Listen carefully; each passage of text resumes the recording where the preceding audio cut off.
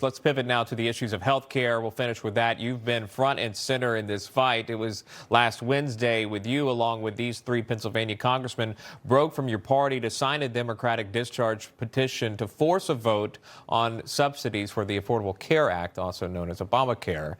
News of this broke during our broadcast last week. We asked Florida Congressman Greg Steube for his reaction. I want to show you that. They're frustrated with the speaker because they were trying to work on something the last couple of weeks to bring some type of ACA renewal before the chamber for a vote. The problem with that is conservatives like myself view that is not good policy. Why would we let some policy like that pass the House when every Republican that was here 2 years ago voted against those COVID-era those extensions on Obamacare? So you've got 4 members that are just frustrated with the speaker who then go down and side with the Democrats on a 3-year extension. What they would say is we're in tough swing districts and the people in our district support this, but only 7% of the American people are on Obamacare. So are you in a tough swing district, and were you frustrated with the speaker? So to me, this is about 2 fundamental issues. Number one is the failure of Obamacare. We all agree that it has not actually reduced costs. Since Obamacare took effect, health insurance premiums have skyrocketed 96%. The second issue was these enhanced premium tax credits slated to expire at the end of this year, put in place by the Democrats during COVID. Even if these enhanced premium tax credits expire, the premium tax credits remain. So we are still subsidizing these plans. However, my fundamental point is the insurance market continues to skyrocket. And if you don't have a plan to fix that, doing nothing is not an answer.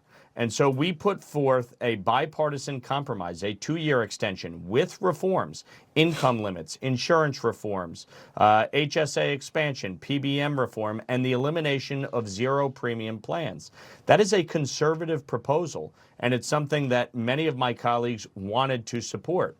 Unfortunately, we couldn't come to an agreement with leadership to get a vote on that bill, and we tried to discharge it. Unfortunately, the Democrats wouldn't go along.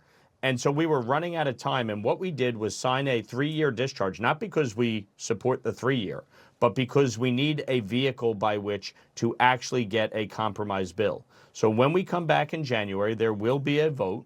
It will pass the House. I bet you more Republicans will vote for it than you think. It will go to the Senate, and the Senate will ultimately send back a compromise piece of legislation that includes the reforms that I'm talking about, that President Trump is talking about. Doing nothing is not an answer, and that is why we took matters into our own hands. We tried for weeks to negotiate with leadership. Unfortunately, we just couldn't come to an agreement. So this had nothing to do with, was it your constituency? I'm curious about it. It was just other 3. I know you pointed to other lawmakers feel the same as you. There were only 3, though, on record that voted for that discharge. Well, because there were 214 Democrats, and you only need 218. And once it signs, it's closed at 218. But believe me, there were many others that were ready to sign it. The issue here, look, to me, at the end of the day, this is about health care in America.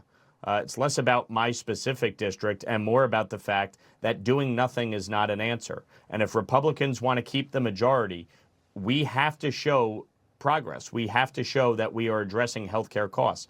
Nobody is defending Obamacare, but in the absence of a plan, you have to deal with reality, and that's what we're focused on.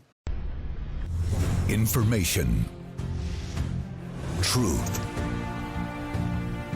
is freedom. Is Newsmax. It's real news for real people.